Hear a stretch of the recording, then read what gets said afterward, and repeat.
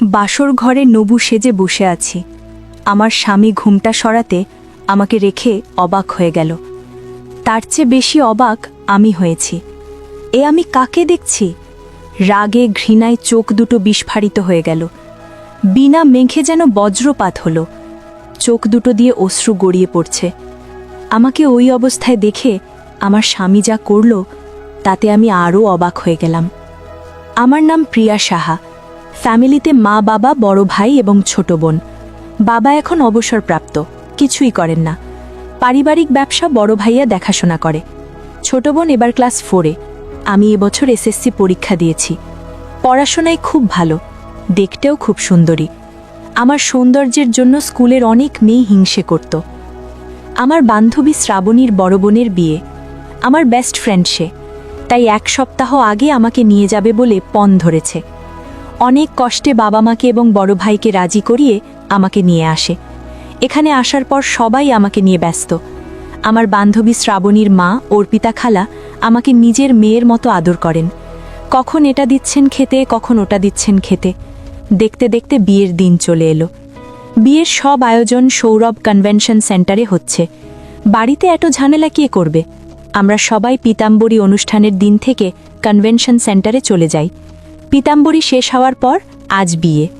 চারিদিকে হইচই হুল্লোড় চলছে। বরপক্ষ আস্তে আস্তে সন্ধ্যা হয়ে গেল। রাস্তা খারাপ, তাই দেরি হয়েছে। একে একে মেহমান খাবার খেয়ে বেরিয়ে যাচ্ছে। হইচই হুল্লোড়ের ঝামেলা আমার একটু কম পছন্দ, তাই নিরিবিলি জায়গা খুঁজছিলাম একটু শান্তিতে বসার জন্য। শ্রাবণী আমাকে বলল, বেশি দূরে কোথাও যাস না, অচেনা জায়গা, কোনো সমস্যা না হয় সাবধানে থাকিস। আমি ওকে বললাম, আরে কিছু হবে না, আমি দূরে কোথাও যাচ্ছি না, ছাদে যাচ্ছি, তুই এদিক সামলা, কিছুক্ষণ পর আমি আসছি। এই বলে আমি ছাদে গিয়ে নিঃশ্বাস ফেলে বাঁচলাম। উফ, এখানে অন্তত হইচই হুল্লোড়ের ঝামেলা কিছুই নেই, একটু শান্তিতে বসা যাবে। কিন্তু আমার শান্তি যে কিছুক্ষণের মধ্যেই অশান্তি ডেকে আনবে তা বুঝতেই পারিনি। ছাদে আসার আগে কেউ আমাকে ফলো করেছিল, সেদিকে আমার খেয়াল ছিল না। হঠাৎ ছাদে কে যেন প্রবেশ করল। অন্ধকার রাত, কিছুই বোঝা যাচ্ছে না। যে প্রবেশ করেছে সে ছাদের দরজা লাগিয়ে দিল। এবার ধীরে ধীরে আমার দিকে এগিয়ে আসছে। আমি একটু ঘাবড়ে গেলাম। মনে মনে ভাবছি এখানে থাকা ঠিক হবে না। এই ভেবে উঠতে যাব, ঠিক তখনই অন্ধকারে আসা আগন্তুক আমার উপরে ঝাঁপিয়ে পড়ল। শক্ত সমর্থ দেহধারী এক যুবক। শুরু হলো আমার আর ওর মাঝে ধস্তাধস্তি। এতে করে আমার হাতে থাকা কাঁচের চুড়ি ভেঙে তছনছ হয়ে গেল। ভাঙা চুড়ির সাথে লেগে লোকটার কপাল কেটে গেল। মুখ দিয়ে সামান্য শব্দ বেরিয়ে এলো। আমি লোকটার বুকে গলায় নখ দিয়ে আঁচড় দিতে থাকি। এমনিতে আমার নখ বড় বড় ছিল। লোকটা দেখল আমাকে এভাবে কাবু করতে পারছে না, তাই আমাকে মেরে দুর্বল করে দিল। লোকটার 2-3টে থাপ্পড় খেয়ে আমি ধরাশায়ী হয়ে যাই। সঙ্গে সঙ্গে মাটিতে লুটিয়ে পড়ি। তারপর আমাকে বলল, শালি, এত তেজ তোর? এতটুকু মেয়ে হয়ে এত জোর ধরিস? কোথায় গেল তোর জোর এখন? এবার তোকে দেখছি। এখন আমি তোকে মনের মতো করে ভোগ করব। কেউ আসবে না এখানে, সবাই বিয়েতে ব্যস্ত। তুই আর আমি এখানে মজা করব। ওর মার খেয়ে শক্তিহীন হলেও কথা বলার ক্ষমতা ছিল আমার। আমি বললাম, দয়া করুন প্লিজ, আমার এত বড় সর্বনাশ করবেন না। আমার উপরে একটু দয়া করুন, আমি আপনার কি ক্ষতি করেছি? আমার করুণ মুখটা দেখে ও খিলখিল করে হাসল। পকেট থেকে মোবাইলটা বের করে ফ্ল্যাশলাইট জ্বালিয়ে আমার মুখের উপরে ধরল। তখন আমার গালের কোষ থেকে রক্ত গড়িয়ে পড়েছে। ওর থাপ্পড়ে আমার ঠোঁট ফেটে গেছে। কাচের চুড়ি ভাঙার কারণে হাতের অনেক জায়গায় কেটে গেছে, সেখান থেকেও রক্ত পড়ছে। লাইটের আলোতে লোকটাকে আমি দেখলাম। যাকে এতক্ষণ লোক ভেবেছি, আসলে সে 18 বছরের যুবক। ওর চোখগুলো দেখে মনে হচ্ছে নেশা করেছে। কাচের চুড়ির সাথে লেগে কপাল অনেকটা কেটে গেছে, সেখান থেকেও এখনও টপটপ করে রক্ত পড়ছে। সেদিকে ওর কোনো হুঁশ নেই। গলায় বুকে আঁচড়গুলো রক্তাক্ত হয়ে আছে। আমি তখনও ওর সামনে হাত জোর করে আছি, কিন্তু না, আমাকে দেখে ওর একটুও দয়া হলো না। ঝাঁপিয়ে পড়ল আমার উপরে কুকুরের মতো। ব্যথা যন্ত্রণায় নিঃশ্বাস বন্ধ হয়ে আসছে। বাঁচাও বাঁচাও বলে চিৎকার করেও কোনো লাভ হলো না। বিয়ে বাড়ি, চারিদিকে হইচই। চিৎকার চেঁচামেচিতে আমার সাহায্যের বাণী কারো কানে পৌঁছল না। এদিকে ছেলেটা আমার সাথে যা ইচ্ছে তাই করছে। আমি আর পারছি না। কখন যে অজ্ঞান হয়ে গেলাম নিজেও জানি না। ছেলেটা আমার সর্বনাশ করে কখন চলে গেল তাও জানি না। জ্ঞান ফিরল পরের দিন সকালে। চোখ খুলে দেখি আমি বিছানায় শুয়ে আছি। আজ আমার দুহাতে স্যালাইন লাগানো, হাতে গলায় কপালে ব্যান্ডেজ করা। হঠাৎ করে গতরাতের কথা মনে পড়ে গেল।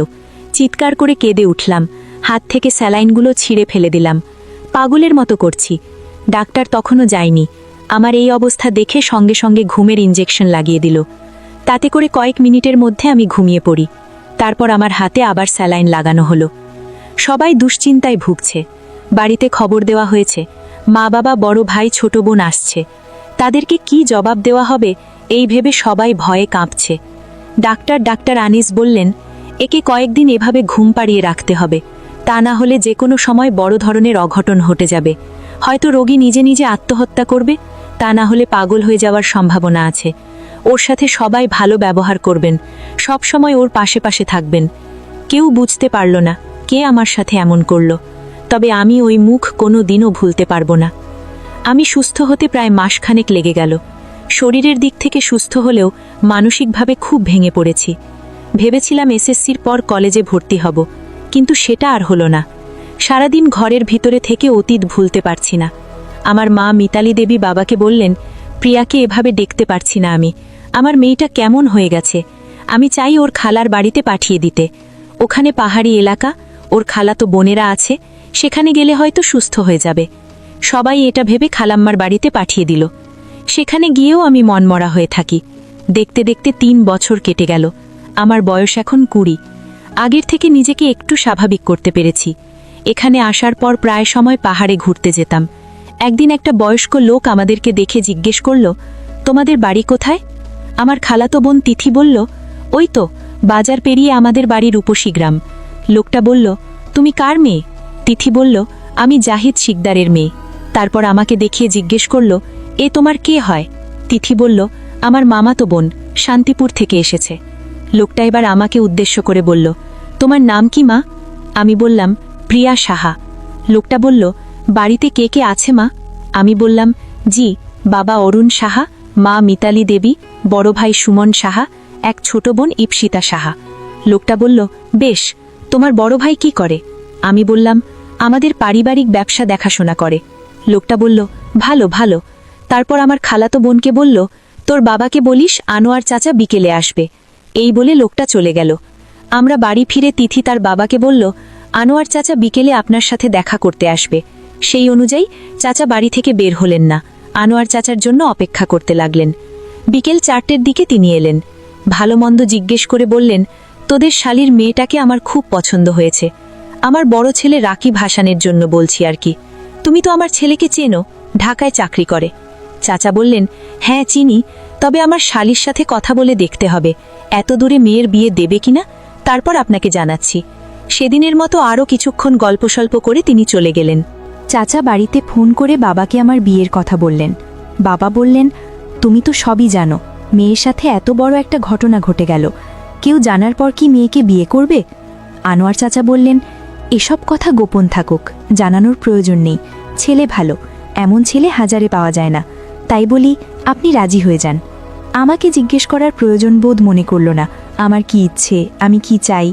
তাদের দেখাশোনার মধ্যেই আমার বিয়ে ঠিক হয়ে গেল রাকিবের সাথে। ওরা 2 ভাই 1 বোন। রাকিব সবার বড়। বিয়ে খালামণি বাড়ি থেকে হবে। আমাদের বাড়ি এখান থেকে অনেক দূরে, তাই সবার জন্য ভালোই হলো ব্যাপারটা। কেউ কিছু জানতে পারবে না।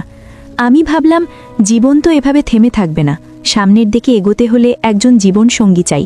এই ভেবে রাজি হয়ে গেলাম। আজ আমার বিয়ে, সবাই আনন্দ করছে। আমি মনে মনে ভাবছি, এত বড় একটা কথা ওদের কাছ থেকে গোপন করে গেলাম, পরে যদি জানতে পারে তাহলে কি হবে। সন্ধ্যার সময় বর এলো, তবে ছেলের মুখ ঢাকা। আনোয়ার চাচা বললেন, কি ব্যাপার রাকিব, মুখ ঢেকে রেখেছ কেন? আরেকজন বলে উঠল, ওর নাকি লজ্জা করছে, তাই অবস্থা। এ কথা শুনে সবাই হো হো করে হেসে উঠল। বিয়েটা ভালোভাবে মিটে গেল। সবাইকে বিদায় জানিয়ে ছেলেপক্ষ আমাকে নিয়ে এলো। আজ আমাদের বাসর রাত। আমি মনে মনে খুব ভয় পাচ্ছি, জানি না সামনে কি হবে। আমার ব্যাপারে যদি সব জেনে যায় তাহলে তো কেলেঙ্কারির শেষ থাকবে না। এসব ভাবছি, এমন সময় রাকিব ঘরে প্রবেশ করল। শব্দ করে দরজা লাগিয়ে দিল, যাতে করে আমি বুঝতে পারি সে ঘরে প্রবেশ করেছে। এদিকে আমার অবস্থা খারাপ, ভয়ে বুক কেঁপে উঠছে। এবার রাকিব আমার সামনে এসে বসল। খুব উৎফুল্ল সে। আমাকে কিছু না বলে আমার ঘুমটা সরিয়ে দিল। তারপর ভূত দেখার মতো ভয় পেয়ে পিছিয়ে গেল। অবাক হয়ে চোখ বড় বড় করে তাকিয়ে আছে। সে কি অবাক হয়েছে? আমি তার চেয়ে বেশি অবাক হয়েছি। চোখের সামনে কাকে দেখছি? এ তো রাকিব না। তবে যে সামনে বসে আছে তাকে চিনতে বাকি রইল না। ওকে আমি কি করে ভুলব, যে আমার এত বড় সর্বনাশ করেছে? হ্যাঁ, এই সেই ছেলে যে আমাকে ধর্ষণ করেছে। রাগে ঘৃণায় চোখ থেকে জল গড়িয়ে পড়ছে। এদিকে ছেলেটা মনে মনে খুব ভয় পেয়েছে। সবাইকে বলে দেবে তার কথা, তাহলে তো সর্বনাশ। সবকিছু জানাজানি হলে মান সম্মান থাকবে না। এদিকে রাগও হচ্ছে, ভয়ও হচ্ছে আমার। আগের একটা অভিজ্ঞতা থেকে ভয় হচ্ছে আমার খুব। আগেরবার জানোয়ারের মতো আচরণ করেছিল আমার সাথে, সেরকম যদি এখন করে আবার। কিন্তু রাকিব কোথায়? আমার বিয়ে তার সাথে হয়েছে। এভাবে অনেকক্ষণ কেটে গেল। আমরা কেউ কোনো কথা বলছি না, একে অপরের দিকে শুধু তাকিয়ে আছি আর মনে মনে ভাবছি। মনে সাহস জুগিয়ে আমি বললাম, এখানে কি করছেন আপনি? রাকিব কোথায়? এতক্ষণে ছেলেটা কথা বলল। প্রথমত আমি ক্ষমা চেয়ে নিচ্ছি। আমার নাম ইরফান, রাকিবের ছোট ভাই। রাকিবের সাথে তোমার বিয়ে ঠিক হলেও বিয়ে হয়েছে আমার সাথে। ওর কথায় আমি অবাক হয়ে তাকিয়ে আছি। ইরফান বলল, আসলে বড় ভাইয়া একটা মেয়েকে ভালোবাসে, তাকে ছাড়া অন্য কাউকে বিয়ে করতে চায় না। তাতে বাবা আপত্তি জানায়, জোর করে তোমার সাথে বিয়ে ঠিক করে। সবকিছু ঠিক ছিল। যখন তোমাদের বাড়িতে যাওয়ার জন্য সবাই রেডি হয়েছে, ঠিক তখনই ভাইয়া ঢাকা চলে যায়, কাউকে কিছু না বলে। মান সম্মানের ব্যাপার, তাই বাবা আমাকে নিয়ে যায় ভাইয়ার জায়গায়। সব কথা শুনে রাগে ঘৃণায় অপমানে মাথা খারাপ হয়ে যাচ্ছে আমার। আমার সাথে কেন এমন হয়? কান্নায় ভেঙে পড়ি আমি। আমাকে কাঁদতে দেখি ইরফান সান্ত্বনা দেওয়ার জন্য আমাকে ছুতে যাবে। তৎক্ষণাৎ আমি সরে বসলাম। তারপর বললাম, খবরদার, আপনি আমাকে টাচ করবেন না। আমার জীবনটা আপনি নরক বানিয়ে দিয়েছেন। কেন এমন করলেন? কোনো জবাব আছে আপনার কাছে?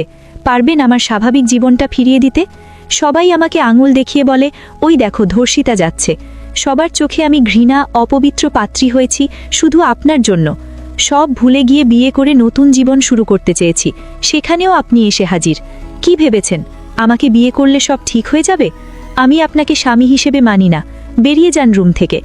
এই বলে কান্নায় ভেঙে পড়ি। ইরফান আমাকে অবাক করে দিয়ে আমার পা জড়িয়ে ধরে বলল, আমি জানি যে অন্যায় আমি তোমার সাথে করেছি তার কোনো ক্ষমা হয় না। তুমি আমাকে যে শাস্তি দেবে আমি মাথা পেতে নেব, কিন্তু এ ব্যাপারে কাউকে কিছু বলো না। আমার মা বাবা জানতে পারলে তাদের উঁচু মাথা নিচু হয়ে যাবে। আমার বাবার মান সম্মান সব ধুলায় মিশে যাবে। সেদিন বন্ধুদের পাল্লায় পড়ে সামান্য একটু নেশা করেছিলাম, তাই এ ভুলটা হয়ে গেছে আমার দ্বারা। সেই থেকে আমি এখনও বস্তাচ্ছি, নিজেকে ক্ষমা করতে পারছি না। বিশ্বাস করো, আমি ইচ্ছে করে তোমার সর্বনাশ করিনি। এই বলে ইরফান কান্নায় ভেঙে পড়ল। অনেকক্ষণ ভেবে নিয়ে বললাম, ঠিক আছে, আমি কাউকে কিছু বলবো না, তবে আমি আপনাকে কখনো ক্ষমা করব না। এই বলে পাঁচ হারিয়ে নিয়ে শুয়ে পড়লাম। কিন্তু আমার ঘুম আসছে না। ইরফানকে দেখার পর থেকে অতীত আবার মাথা চাড়া দিয়ে উঠেছে। চোখ বন্ধ করে শুয়ে আছি, তবুও ঘুম আসছে না। ইরফান এখন ওই অবস্থায় বসে আছে। কিছুক্ষণ পর আমাকে বলল, আমি কোথায় ঘুমাবো?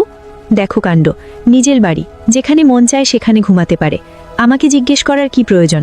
আমি বললাম না রুম থেকে বেরিয়ে যেতে। ইরফান বলল, রুম থেকে বেরিয়ে গেলে সবাই খারাপ ভাববে। বলি কি আমি এখানে ঘুমাই? আমি বললাম, ঘুমাতে পারেন, তবে খাটে না, নিচে। আরেকটা কথা, ভুলেও আমাকে টাচ করার চেষ্টা করবেন না, কথাটা যেন মাথায় থাকে। আর কোনো প্রত্যুত্তর না করে নিচে একটা মাদুর পেতে শুয়ে পড়ল। কিন্তু কারো চোখে ঘুম নেই। ঘরের লাইট জ্বলছে। ইরফানের লাইটের আলোতে ঘুম আসে না। আমাকে বলছিলাম কি লাইটটা বন্ধ করে দেই? আমি বললাম, না, লাইট বন্ধ করে দিলে যদি রাতে আপনি আমাকে আবার কিছু করেন। আমার কথা শুনে ইরফান না হেসে পারল না, হাসি মুখে বলল, তোমাকে কিছু করব না, কথা দিচ্ছি। লাইটের আলোতে আমার ঘুম আসে না, তাই বলছিলাম লাইটটা বন্ধ করতে। তারপর আমি অনুমতি দিলাম। লাইট বন্ধ করে দুজনেই ঘুমিয়ে পড়লাম। পরের দিন ঘুম থেকে উঠে ফ্রেশ হয়ে বসে আছি। ইরফান ভোরে ওঠে। সে আমার আগে উঠে বাইরে গেছে, কারণ সে সকালে যোগব্যায়াম করে। দেখতে সুদর্শন, হ্যান্ডসাম, রং ফর্সা। সকাল 8টার দিকে রুমে প্রবেশ করে দেখে আমি বসে আছি। আমাকে গুড মর্নিং বলল, কিন্তু আমি কিছু বললাম না।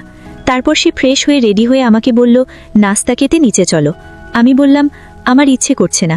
ইরফান বলল, আমার উপর রাগ করে তুমি আমাকে কষ্ট দিচ্ছ? আমি বললাম, আমি না খেলে আপনার কিসের কষ্ট?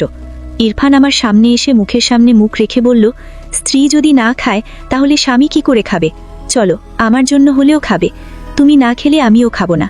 তুমি কি চাও আমি না খেয়ে থাকি? আমি বললাম, আপনি খাবেন না খাবেন সেটা আপনার ব্যক্তিগত ব্যাপার, আমার সাথে আপনার ভাব নেই। ইরফান বলল, বুঝতে পেরেছি, তুমি না খেয়ে আমাকে কষ্ট দিতে চাইছো, তুমি না খেলে আমিও খাবো না। এই বলে ইরফান চলে গেল। কিছুক্ষণ পর আমার ননদ সুমাইয়া নাস্তা খেতে ডাকতে আসে। আমি খাবো না বলে সে চলে যায়। বোনকে জিজ্ঞেস করে আমি খেয়েছি কিনা। সকালে নাস্তা না করলেও দুপুরে কিন্তু আমি খেয়েছিলাম। ইরফান বোনের থেকে জানতে পারল। তারপর রুমে এসে আমাকে জিজ্ঞেস করলো, তুমি খেয়েছো? আমি বললাম, হ্যাঁ খেয়েছি। ইরফান ভেবেছিল আমি ওকে ডেকে খেতে বলবো, কিন্তু আমি কিছুই বললাম না। এভাবে রাগ অভিমানের দিন চলতে থাকে মাসখানিকের পর। আমার শ্বশুর আনোয়ার হোসেন ও শাশুড়ি জামিলা বেগমকে দাওয়াত দেওয়া হলো আমাদের বাড়িতে শান্তিপুরে। সপরিবারে আমরা সবাই আমাদের বাড়িতে গেলাম। দুপুরে খাওয়া দাওয়ার পর সবাই বিশ্রাম নিচ্ছে। সেদিন কিছুই হলো না। পরের দিন আমার শাশুড়ি জানতে পারল আমাকে ধর্ষণ করা হয়েছে। বাড়িতে বোমা ফাটার মতো বিস্ফোরণ হলো। আমার শ্বশুর শাশুড়ি আমার মা বাবাকে খুব অপমান করছে, এমনকি আমাকেও কথা শোনাতে ছাড়ছে না। আমার ননদ সুমাইয়া খুব বাজে কথা বলছে আমাকে। আমি মাটির দিকে তাকিয়ে মুখ বুজে সব সহ্য করে যাচ্ছি। চোখের পানি টপ টপ করে ঝরে পড়ছে মাটিতে। ইচ্ছে করছে মাটির দুভাগ হয়ে যায় আর তার ভেতর আমি ঢুকে যাই। ইরফান দাঁড়িয়ে দাঁড়িয়ে সব দেখছে। এই কয়দিন ইরফান আমাকে খুব ভালোবেসে ফেলেছে। আমাকে বলা কটু কথাগুলো ওর শরীরে কাঁটার মতো বিঁধছে। ও ভেবেছিল আমি ওর কথা বলে দেব, কিন্তু আমি কিছুই বলছি না। তা দেখে ইরফান আরও অবাক হলো। ও বুঝতে পারল আমি ওকে ছোট করতে চাইছি না। ঝগড়াটা এত লেভেলে চলে গেল যে এখন তালাক দেওয়ার কথা বলছে। ইরফান আর পারল না চুপ করে থাকতে। চেঁচিয়ে বলল, আপনারা সবাই থামুন। এতক্ষণ ধরে আপনাদের সব কথা আমি শুনছি, এবার আমি কিছু বলতে চাই। তারপর ইরফান সব ঘটনা খুলে বলল। সব শুনে সবাই অবাক। আমার বড় ভাই সুমন লাঠি নিয়ে ওকে মারতে আসে, কিন্তু আমার বাবা অরুণ ভাইয়াকে বাধা দেন। আমার শ্বশুর আনোয়ার হোসেন রাগে ঘৃণায় অপমানে হুঁশ হারিয়ে ফেলেন। পাশ থেকে একটা বাঁশ নিয়ে ইরফানকে খুব মারলেন, যতক্ষণ পর্যন্ত না ইরফান মাটিতে লুটিয়ে পড়ল। তা দেখে সবাই অবাক হয়ে যায়। এটা দেখে আমি আর স্থির থাকতে পারলাম না। যেমনই হোক, বর্তমানে ও আমার স্বামী। নিজের স্বামীকে মৃত্যুর মুখে কি করে ঠেলে দেই? দৌড়ে গিয়ে আমার শ্বশুরের পা জড়িয়ে ধরে বলি, বাবা, আমরা দুটো পায়ে পড়ি, ওকে আর মারবেন না। যেমনই হোক, ও আমার স্বামী। আল্লাহ চেয়েছেন দেখে আমরা দুজন এক হয়েছি। আর ও যে অন্যায়টা করেছে সেটাও নিজের ইচ্ছেতে করেনি, ভুলবশত হয়ে গেছে। তাই হে বাবা, ওর প্রাণ ভিক্ষে দিন আমাকে। আমার কথা শুনে আমার শ্বশুর বললেন, মাগো, তোর সাথে যে অন্যায়ও করেছে এটা ক্ষমার অযোগ্য। এমনকি এতক্ষণ ধরে আমরা তোকে দোষারোপ করেছি।